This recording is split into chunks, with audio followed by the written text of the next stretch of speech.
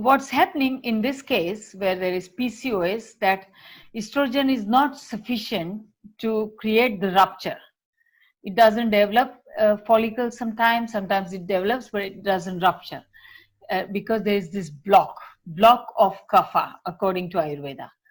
And it's quite matching with what modern science and the symptoms of kapha are there. So this is really, and we work on removing or reducing this kapha ama.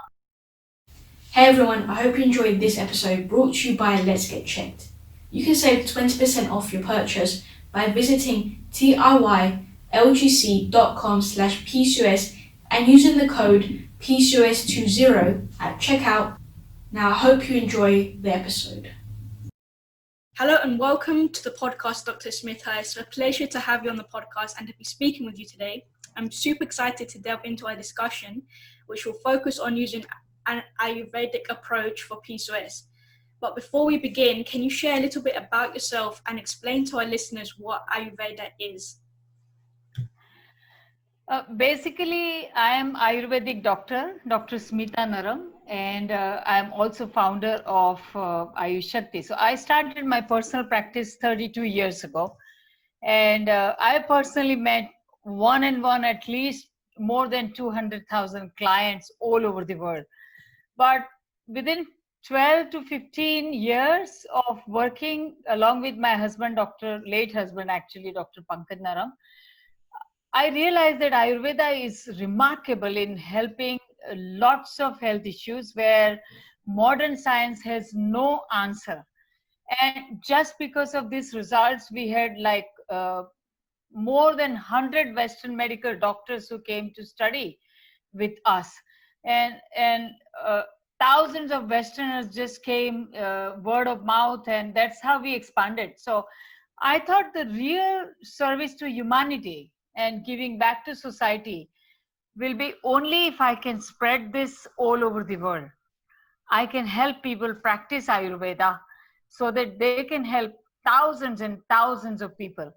And that's what I have been doing last 15 years. My life is completely dedicated to train Western medical doctors more than Indians actually.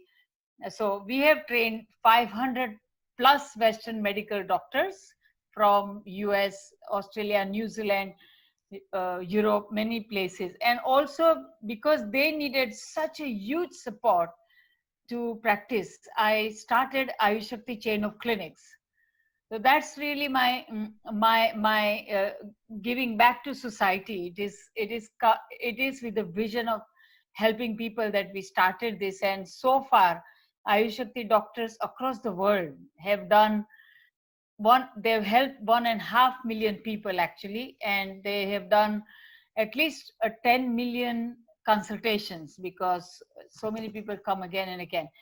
And our specialty, of course, are many, but one of them is infertility, PCOS, and we've got hundreds of files in our clinic where we have published research papers on that too, where it is demonstrated that actually PCOS completely goes away in the lab results. In the ultrasonography, the follicle rupture begins naturally, and after they stop even the herbal treatment that we give, for years and years, I've got so many people who never had it back. So that's the beauty of Ayurveda, that it really works on the root cause of why this is happening and how you can fix it at the root level so that the benefit remains with you. There is a long lasting benefit and you are not dependent on not even Ayurveda once it is gone from your system. Amazing. So with your approach is really, like you said, focusing on that root cause, which will involve using nutrition, food, lifestyle, and herbal supplementation, right? Yes, absolutely. So we can delve into later on in the interview exactly potential what diet and lifestyle recommendations and even potential herbal supplements you would recommend for women with PCOS or who struggle with infertility. So before we delve into some of these, the more nitty gritty of like what hormones are kind of involved in PCOS and what hormones women with PCOS need to understand and support to achieve that hormonal balance. So which hormones do women need to know about? Yeah, basically it is quite interesting actually, because Ayurveda talks about what 5,000 years ago Ayurveda spoke actually. Uh, is very much relevant today. The modern science have been talking about it in this time, which was already said long back. So Ayurveda says that female hormones, we call it Artav. The female system is Artav Vahastrotas, and Artav is actually kind of a female reproductive tissue, and and the female has to be more what we call as Pitta predominant. Okay, so you might have heard about Vata Pitta Kapha, but the Pitta is something that is responsible for intelligence and grasping, processing of information, also metabolism, digestion, lots of enzymes and hormones in our body. So female hormones essentially are more what we call as Pitta hormones. They are estrogen, progesterone has to be in balance. The estrogen you need it before the ovulation cycle, and then progesterone has to be sufficient either to get the menstruation, or if you're pregnant, at least then to hold the baby. So this balancing is very, very important, and there is always a little bit of testosterone in our body, which which is essentially male hormone.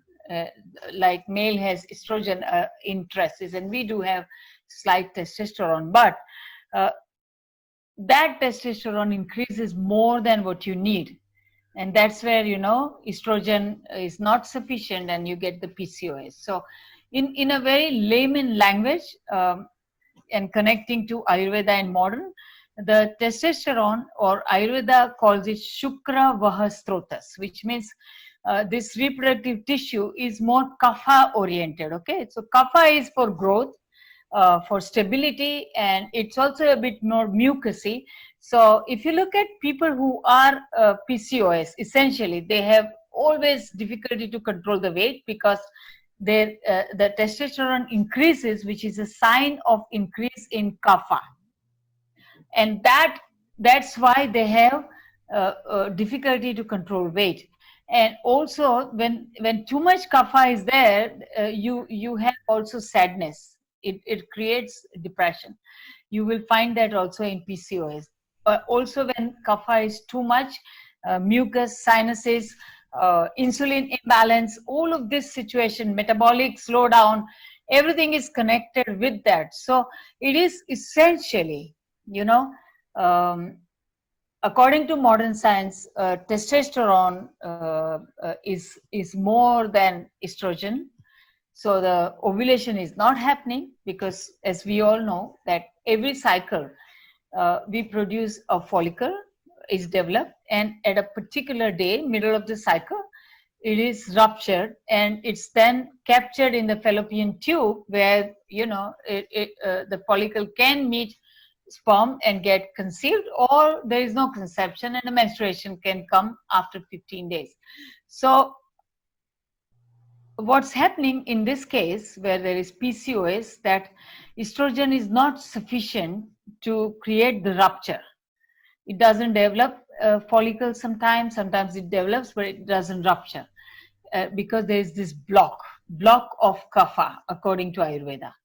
And it's quite matching with what modern science and the symptoms of kapha are there. So this is really, and we work on removing or reducing this kapha ama, which I'll talk to you later, through the diet, lifestyle, certain kitchen formulas, herbal formulas, all of this I'll share. But the approach is absolutely to reduce kapha, reduce the mucousy ama toxins, and balance hormones naturally, and then lastly, nourish the reproductive tissue in such a manner that you have your own system working for you always and always.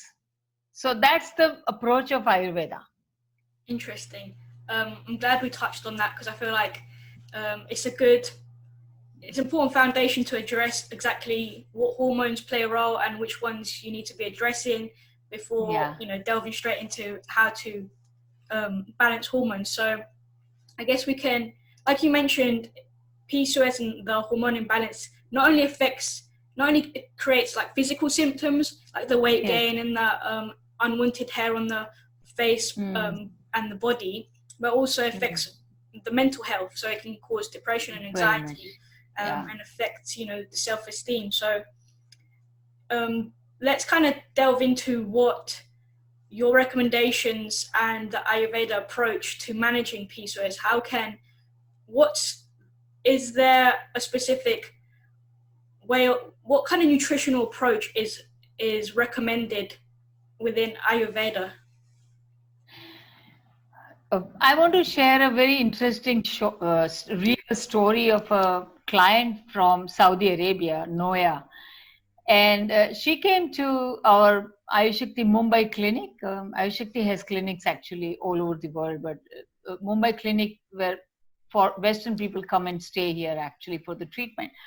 So she had PCOS for years and years, possibly 8 years or something, and she also had a drill of liquid. So a lot of people go for the drilling of the fluid from this polycystic, because every cycle there are this one little cyst is formed, and after 3 or 4 years when there are multiple cysts, that's the time you can actually see them in the ultrasound like a cluster of grapes, the ovaries, instead of having a oval smooth shape, it looks clusterous with a small cyst, and it was drained. She did the drain of the cyst and still nothing changed, and she had the same symptoms coming back in just 6 months. As soon as she came to us, I started with just focused on diet to reduce kapha. So please write down everything, whoever is listening, because this is something that we have tried for years and years. It has helped. So first thing is to stop completely wheat, dairy, and red meat. Red meat is very important as well, and the wheat, basically the white bread, white everything from white, but also the whole wheat completely should be stopped, because this is very mucousy. Instead of that, I kept her on a diet of mung and vegetable. She came actually for the detox. So we did a very authentic Ayurvedic Panchakarma detox. We call it Infertox, which is completely focused on female system.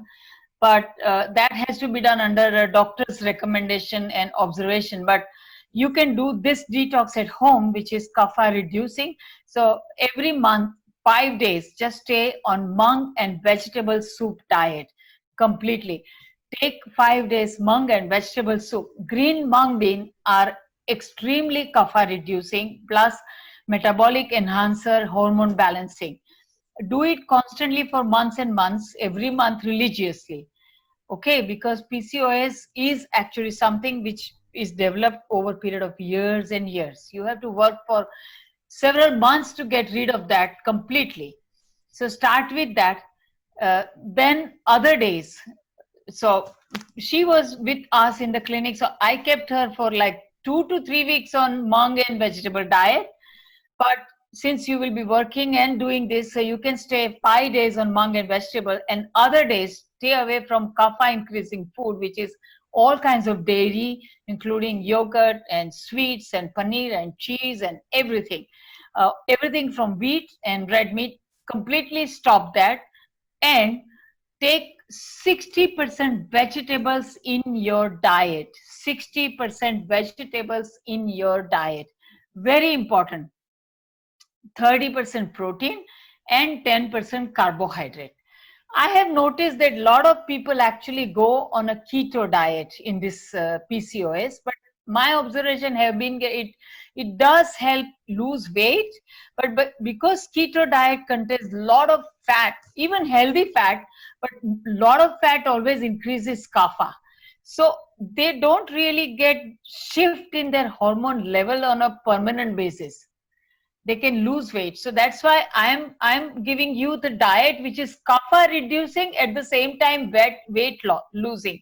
So for example, now I'm treating a German patient who has PCOS for years and years, and she also has hair grown here. So I gave her last 4 months, she did this diet of being German. She was also she is a meat eater. For example, I advocate vegan and vegetarianism a lot, but people who are used to taking meat, if they take fish and chicken and egg, these three are something which has no carbs. So those are the things that I recommended her to take one meal just with vegetables and this kind of a food. And the other meal, mung and vegetable, green mung bean. The German women have learned how to make the mung bean soup actually, and vegetables with a little bit of a millet, because millet again is kapha reducing, but very little because it is carby. So quinoa or jowar, bajri, ragi, all of these millets. In the morning, I told her to take a lot of sauteed vegetables with just a little bit of egg as a breakfast. No oats as well, because that's again carbohydrate. So that worked. She lost, you will not believe me, in 4 months, she lost 12 kilos. But she also, first time, is getting regular menstruation, like within a month it shifted. I gave, of course, herbal formulas and kitchen remedies, which I will be sharing with you. So, but this is about the diet. So that's why it has to be focused on kapha reduction, not just weight loss. That's what I wanted to say to all of you, that focus on kapha reduction, increase pitta. Okay, pitta is something that always balances your hormones. So add in your food, and when you cook it, lots of garlic, ginger, black pepper, cinnamon, clove, and asafoetida. Okay, chilies, I am not great admirer of chilies, but yes, PCOS can also take chilies because it reduces kapha almost instantly. So that's what you have to plan, and do it for 6 months to 1 year. Okay, don't expect miracle in just, if it's in the beginning, of course you will see a change very quickly. But if you are like waking up after 8 to 10 years of having PCOS, trying so many things, and then you want to try this, remember it takes time. So this Noya, which I was talking to you, she did a detox and her menstruation regulated, and it was quite amazing because she had only few cysts. Actually, they just went away in few months. So that's what is possible with Ayurveda. Amazing. I think a lot of women, because insulin resistance is, affects about 70% of women with PCOS, like the major root cause of PCOS. I feel understanding the importance of not over consuming carbohydrates, but also choosing the right sources of carbohydrates and balancing it with protein and fats, and like you said, not really going for the keto diet, because a lot of people notice short-term results of like weight loss, and insulin levels might go down, but in the long term it hasn't actually addressed that root cause, because number one, it's not very sustainable, but by eliminating carbohydrates completely, you haven't really addressed the insulin resistance. So by focusing on that, by understanding the whole macronutrients, and certain carbs can raise blood sugar levels, which you need to keep stable when you have PCOS. Whether or not you have insulin resistance. Little bit carbohydrates are good. 10% in the whole day's diet, I think, should be good enough. Yeah. And I think a lot of women, and because there's no like best diet. We're all different as well, and our specific hormone imbalances are different. I feel everyone does have like a unique carb tolerance to carbohydrates. So it's about finding how many carbs you can eat before you kind of feel certain, okay, I've had a bit too much carbs, maybe I should cut it down a little bit more. It's all about experimenting, trial and error, and really focusing on finding what works for you. And what you mentioned about not consuming dairy, I feel this is like another big thing in the PCOS community, where women are like afraid to eat dairy because it can cause inflammation. But what's your because now there's a lot of research on, obviously with cow's milk and A1 casein is more inflammatory, but now there's like the information that maybe A2 casein is less anti-inflammatory. So maybe choosing dairy like goat's milk or sheep's milk might be a little bit more better for women. I would say yes.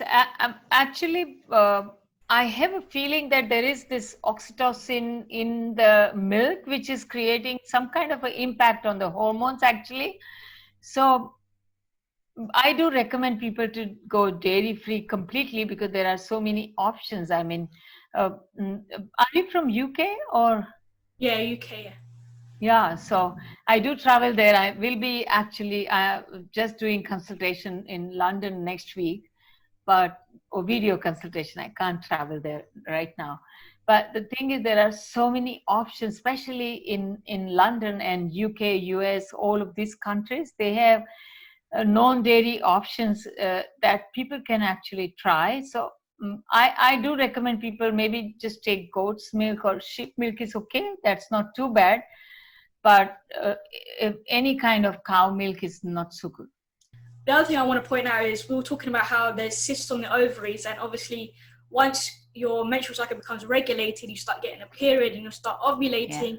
That's when those cysts kind of, disappear, because a lot of women think the cysts are like the biggest other problem. They're causing PCOS, but in reality, it's not the cysts. That's when, when people go for surgery or they try to remove their ovaries or they try to remove the cyst, it doesn't fix PCOS, because PCOS is a hormonal imbalance. It's not addressing that root cause. So that's a big thing women need to know, that the surgery doesn't cure PCOS. Absolutely, so true. Yeah. So we can kind of touch on some of the home remedies, or like supplements that you potentially recommend, like herbal supplements that So I have been using this home remedy for 30 years now, and it is given by our teacher Babaji, who lived up to 124 years. What I'm practicing is coming from a lineage, very old lineage of 2,500 years old. So this is something that really helps. So you can all try that. So you can take a teaspoonful of cumin seed powder, cumin jeera, we call it in Hindi. So cumin seed powder, a teaspoonful, 1 teaspoonful of fennel seed powder, badi saunf we call in Hindi, and a quarter teaspoon of ajwain seed powder, ajwain which is like carom seed powder, a pinch of asafoetida, and half a teaspoon of black salt, and also half a teaspoon of ginger powder. So this is that's the basic. Even if you take only this, you will get a result. But if you can find, you can add ashoka bark, 1 teaspoonful of powder. That's it. And mix everything together in half a glass of water and take it 3 times a day. 3 times a day. Even you can take it 4 times a day, no problem. You will see that slowly, when you start taking this liquid, you will feel less bloated, less swollen, water retention will reduce. And after some months, normally people see the benefit in a month or 2 that the menstruation gets regulated. And you keep taking it. It's just so safe. It's just from your kitchen, and you can take it for a year or so, and you will find that there's a great improvement. I just want to share one story from a young girl from Canada I used to do a TV show for almost 13 years on a very popular Hindi TV. And she started doing this home remedy, and she did it for 8 months, and it was completely okay. After that, for 2-3 years, her menstruation was great, everything fine, and again it went back to what it was. So she just called me from there, and I told her that you need herbs to build your reproductive system, because this home remedy is something that is more hormone balancing, and when you take it, you get really, your hormones are balanced. But if you want to get rid of the PCOS, and one thing you remember, my dear friends, little cyst, having a cyst is okay, because whatever cyst you have formed from your past PCOS, if that remains also, is fine. We sometimes unnecessarily panic, because those are benign, and those are completely harmless. So most important is that now in future you get a good hormone balance and your ovulation is happening, so that you can get naturally pregnant. So I gave her just 3 Sanjeevani formula from Ayushakti and Kumarika. That's it. I gave only these two, and she get came out of it completely, and now she doesn't take anything for years, and she got married and she got a baby naturally, actually, without really consulting me or any doctors. So that's what is possible. Mm, because this contains a complex combination of several herbal things. So I'll just tell you the ingredients. It has certain herbs like ashoka, licorice in a particular amount, uh, Revan chini. Revan chini is another kind of a Sanskrit name of a herb. It's quite popular also in the Western world. They are selling Revan chini extract supplements actually also. Then there are carrot seed extract and cotton plant seed extract. These are the things which help regulate, and also shatavari partly. Shatavari also helps with the estrogen, but here you have to also work on reduction of progesterone and testosterone. That's why only shatavari is not enough. But many people, of course, get benefit by taking shatavari as well. So these are the herbs which, in a right combination, when you take it, which are there on this 3 Sanjeevani and Kumarika, it slowly, steadily builds your own hormone cycle, and helps, improvement in the reproductive system, a tissue quality improvement, what we call it.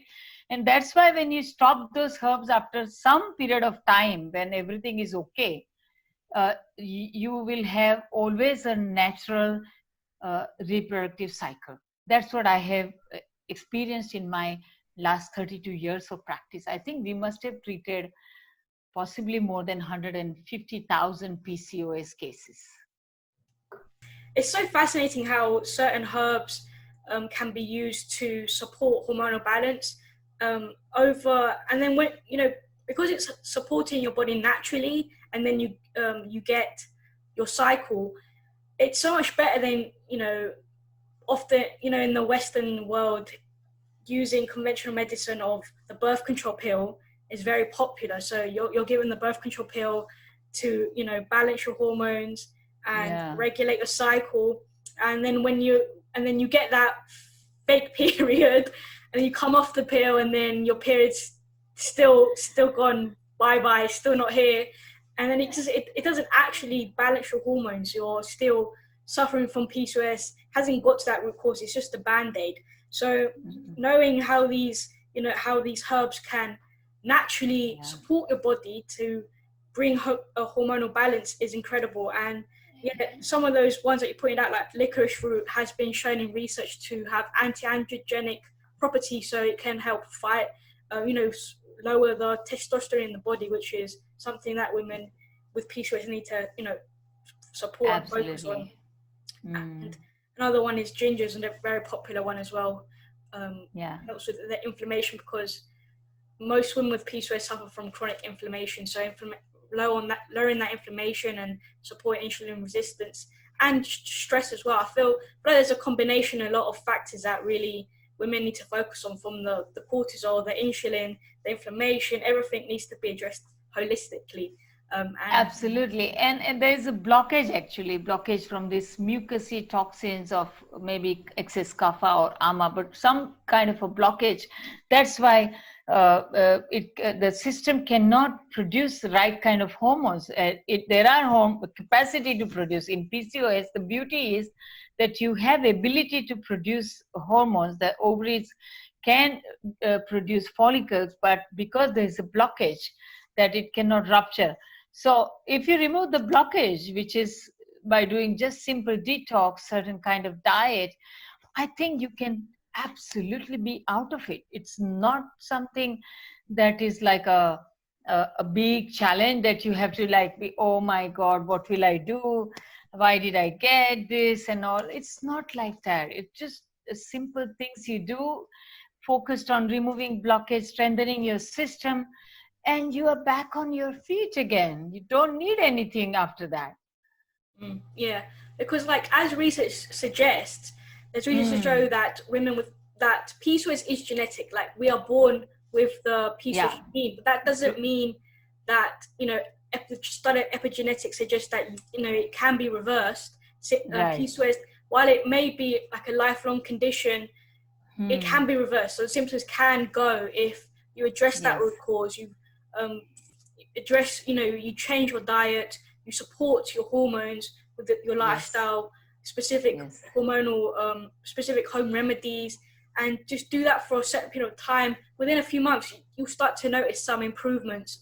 But as you said, there's no quick fix. It's not going to like disappear overnight. You have to be consistent, do this day in, day out, and eventually there will be some improvements and the symptoms will be reversed and you can live a symptom-free life. So it's motivating, and it's not like, you have to feel like a victim to your PCOS diagnosis. There is a way to, thrive and be happy and confident and happy in your life.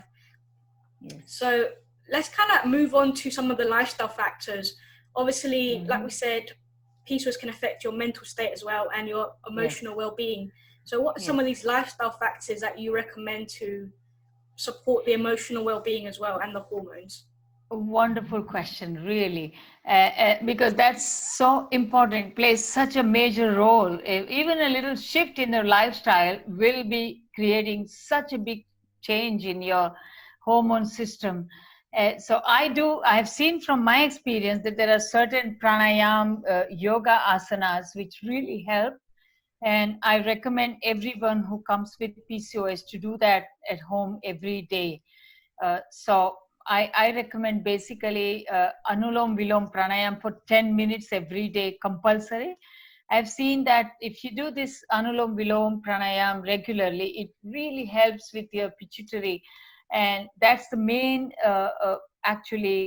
point from where the hormones are regulated and controlled. So that's why in long term, this Anulom Vilom, if you do it every day for months and months, your own system will start functioning very well. So that's one. Kapalbhati is one thing which I have noticed helped with the reduction of weight a little bit. Besides that, because this is more kapha predominant situation, I recommend people to do more hardcore type of workouts, So jogging, running, dancing, swimming, definitely 3 to 4 hours a week, every day 1 hour, and 1 or 2 hours per week can be yoga. So combine stretches of yoga, and I'll tell you which yoga asanas are particularly beneficial. I have found them actually working on creating good fertility in all kinds of tube block or PCOS or anything, So you can use those asanas, but for PCOS, hardcore exercise is very important. And with the stretches, which I will tell you which ones. So Surya Namaskar, of course, is very good. Paryankasana, which is the bird pose. I don't know if you can find it on the internet, I think. But so Paryankasana, Yoga Mudra, which is sitting in the diamond position and holding both the feet with your hands and twisted elbows and go bend forward, and do that like a couple of times. So start it with 4 times, the whole set. And you can go up to 6 to 8 times. I've seen a great benefit from that. All kinds of asanas which are connected with the pelvic things are good. Besides that, there's one thing which is a plie squat, where you are standing in general, the squats are very beneficial. And in fact, I had this woman from US who said 48 or something age, really, infertility case, but also she had a history of PCOS and very, very bloated. So she lost huge weight after detox, but still a long way to go. So I told her to do this exercises. She said, I have no time to do 1 hour exercise every day. What can I do? You tell me. So I told her, do one thing. She has her own business, or I think she was in a very senior position. So I said, do one thing after every 1 hour, 16 squats. Okay, she can't do at a time. I said, okay, 16 takes only 3 minutes. So one, and then that way you will not sit in one position, because squat has the impact like walking 10 or 15 minutes. 3 minutes squat equal to like 10 minutes walking. So that is the impact on your pelvic region and your reproductive organs. And she did it. It was so good. In 3 months, she lost weight, and now she's like having ovulation. So she's still on the path. But point is that you can lose weight and gain hormone balancing by doing squats. So if you don't have enough time, I recommend everyone to do 48 squats per day. Either you can do it at a time, which is sometimes difficult. Some people feel knees can be impacted. So you can do it like 16, 4 times a day. No problem. This is so easy to do. These are simple things you do. And plie squat is, where you are in a squat position, but the legs are not in the shoulder. I think you can find how to do it. But these are the things which I have found really helping women. If they do these lifestyle changes, it would be great. Walking helps, but not remarkably. But if you can't do hardcore workout, at least 10,000 steps walking a day would help you. So try to not use the elevators and not use the cars, and walk as much as possible wherever possible. You don't have to walk like, okay, I can't find 1 hour to walk 10,000 steps. Okay, you don't need to do that. You have to just incorporate that in your lifestyle, that everything you do with a consciousness, you are not having sedentary lifestyle. That's important. That's it. Exactly. It's important to be active every day. Regular exercise is really important, and I feel like doing the squats and focusing on the leg workouts is really important, because the legs are the biggest muscle, and they use a lot of the glucose to help with the blood sugar levels and insulin resistance. So that's definitely something to implement. Doing regular squats every day could be great for your PCOS. And like you said, just being more active, and just trying to include some activity in your daily life, whether it's just going for a walk, or everyone has at least 10 minutes to include some kind of exercise into their life. Whatever it can be dancing around the house, or going for a walk, or just even burpees are very effective. They are difficult to do, but if you start with 3, 6, then go to 9, 12, they are very high impact. Do in 10 minutes, maybe slowly increase 24 and then 48 burpees. That is so high impact for the pelvic region, and it can have a great change in the hormones. And one thing I do want to point out with doing high intensity kind of stuff, more intense things, is obviously there is some women who can suffer from very high cortisol levels. So if you're doing this and you're suffering from fatigue after a workout, you're feeling really tired and you want to nap after doing a workout, then it's important to take a step back, do the more low intense kind of stuff until you've addressed the very delicate hormone, which is cortisol, which needs to be addressed first. So that's something to keep in mind. Obviously, intense workouts are great, but if that's what you're suffering from, don't force yourself to do it. Don't push yourself. It's important to respect your own hormones and your hormone imbalance. But those are great tips. And I definitely agree with yoga. I started before the coronavirus hit and everyone was in lockdown. I used to go to hot yoga, and I definitely noticed a huge improvement in my hormones. My menstrual cycle got even better as well. So it's very, very powerful yoga, and I highly recommend that people give it a go. Because at first, when I'm more of as a personal trainer, I'm really into weightlifting and all this kind of stuff. So a couple of years ago, I was like, I'm never going to do yoga. But then I was like, oh, I just, I'm going to give it a go. I need a kind of a change in my exercise program. So I signed up to hot yoga, and wow, that's a high impact also. Yeah, it's incredible. It really supports the digestive system, lowers stress. It helps with bloating. It's very, very powerful, and certain poses. And every kapha type of situation feels very good with hot yoga. Something which is creating heat in the body, the hot. Yeah. When I do hot yoga, it's like 40 degrees. It's so hot. People are like dripping with sweat. It's really good though. Once you go in there, you're like, it's so hot. But then after midway through, you're just like, this is incredible. It's exciting. You're in the zone. It's great. It's really great. Another thing which is very spoken about a lot is meditation as well, which we kind of do that in yoga as well. At the end, there's a bit of meditation to help with the relaxation, centering, which is another. Yes. I realize a lot of people, struggle to do meditation because there's this idea of what it should be like when, you shouldn't be thinking about anything, and people kind of don't do it because they think they have this expectation of what it should be like. But even just the sense of just sitting there and just not just, even if you're thinking of something, just the act of sitting and just being peaceful can help until you've reached that level where you're not actually thinking of anything, which is quite hard. Absolutely. Which is quite hard. But you can focus just sitting, you can focus or observe your breath, how it goes up and down. So that kind of a focus can ground you, and that's a very easy meditation. And I think everybody can do that. Exactly, 100%. Are there any other specific recommendations or tips that you would suggest for women who are struggling with some anxiety or depression and that mental aspect of PCOS? Do you have any other stuff that you recommend clients? Absolutely.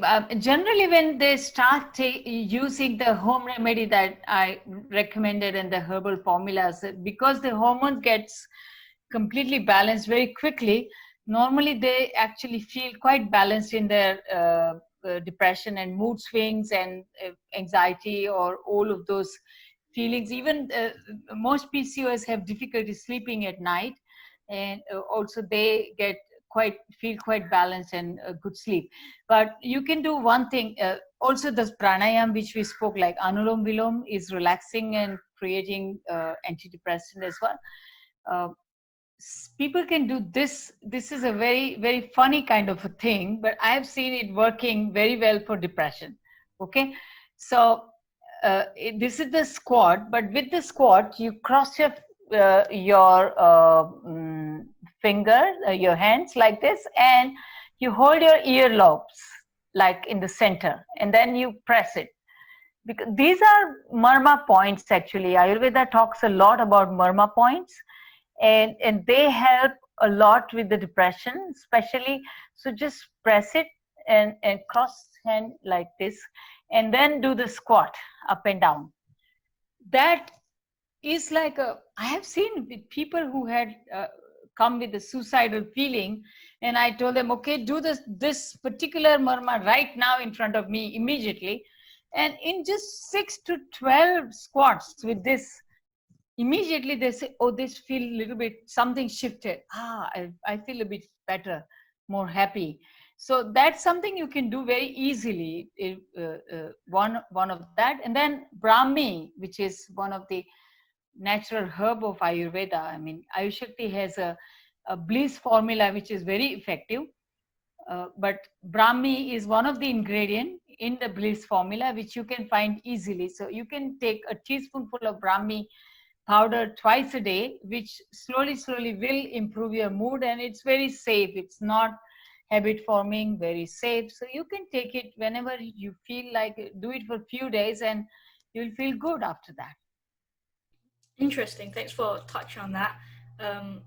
There's a lot of I get a lot of questions on social media from women with PCOS, and one question that I get asked quite a lot is PCOS can affect sleep. Yes, and they struggle to fall asleep. Yes. Sleep apnea, And we all know sleep's very important. Unfortunately, some people don't take sleep they don't think it's a priority, and then they stay up all night. But with regards to women with PCOS, they can struggle to fall asleep, and getting that good quality sleep is really important. So are there any sleep tips or recommendations? Oh, yes. You know, this one little thing that if people do, whoever has sleep apnea, not only PCOS, but anybody, they will immediately have a definite difference in their life. So one thing that people who has sleep apnea or difficulty sleeping should not eat heavy food like wheat and dairy in the evening at all.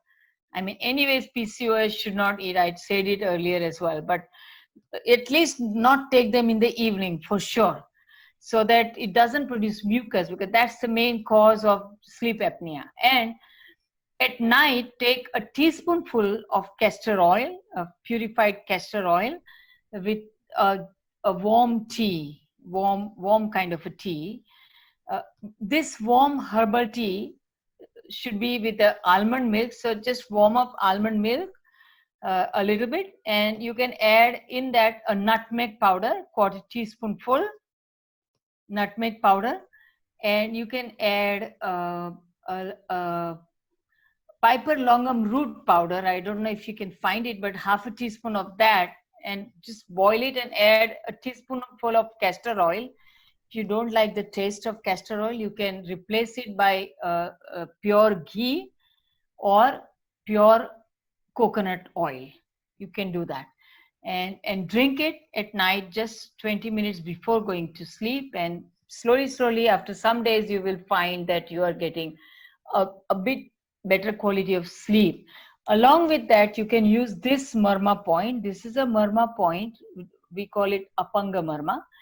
So here you on your 3 fingers like that, you take ghee on your fingertips, and then while you are already in the bed, of course, then apply this over here, massage for 5 minutes or something, and slow. This also helps with the depression and anxiety as well. So just it will relax your mind, calm it down, and mind will, if it's very overactive, it will just relax and calm down, and that's how you will get a sleep.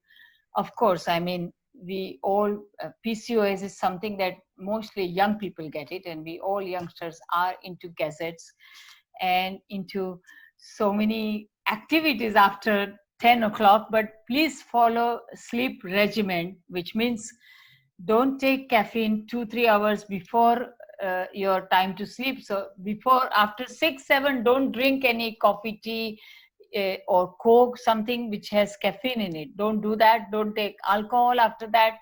So that's one.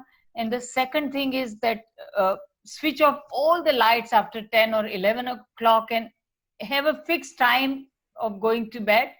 This is sleep routine, what we call it. And no matter, even if you don't feel like sleepy or something, just go in the bed, switch off all the lights.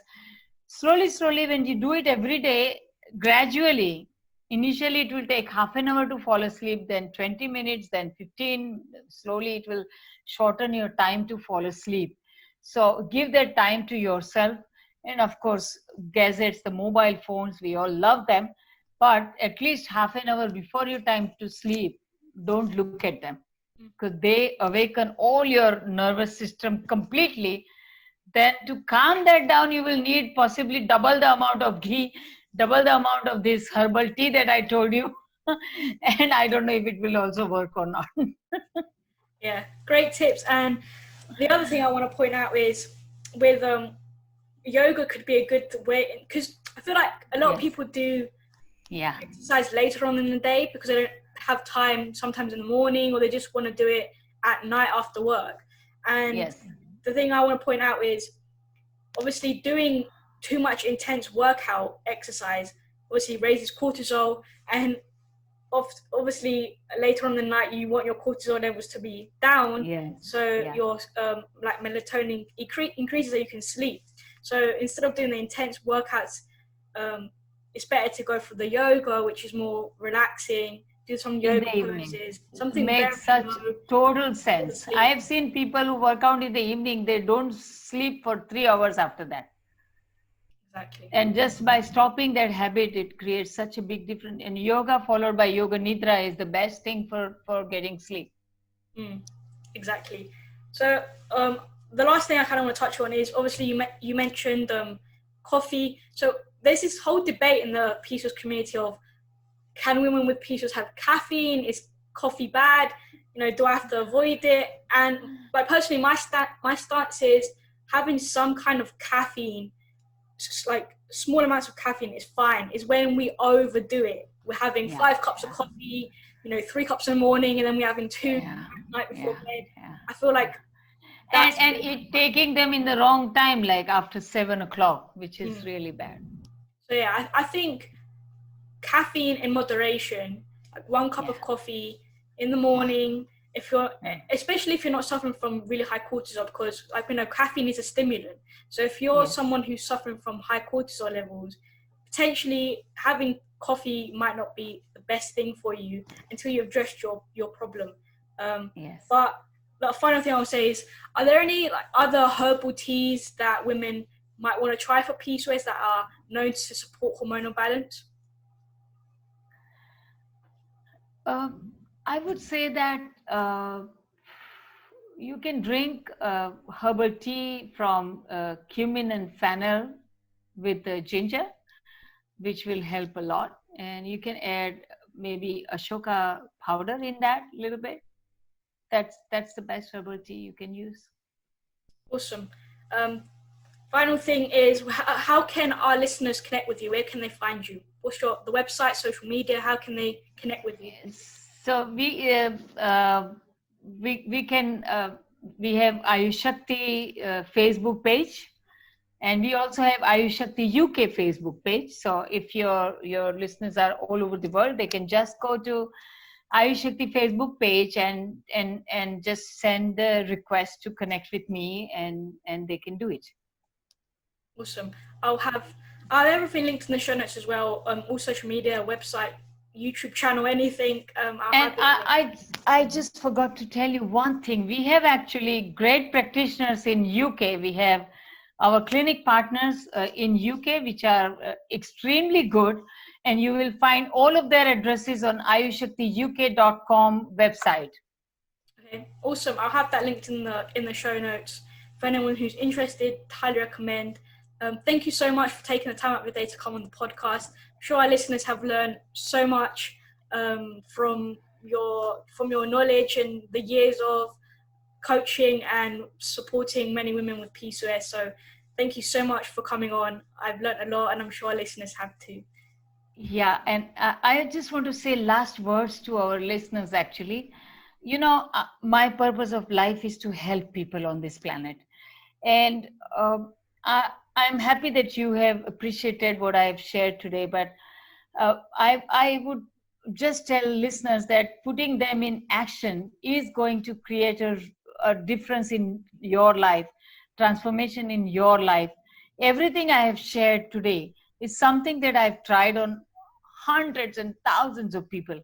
Put in action, I'll feel my time that I've given today has gone for some benefit. I will be happy. That's it. I definitely agree. It's really important that all the information we put out there, it requires some action. So taking this information and acting on it today, tomorrow, as soon as possible, it's important. Otherwise, change isn't going to happen if we don't implement some change. We're not going to achieve the goal. We're not going to achieve hormonal balance. We're not going to achieve, to reverse our PCOS. So action is important. Taking this information and applying it to our life. So thank you so much. Yeah, lovely meeting you. Thank you. Namaskar.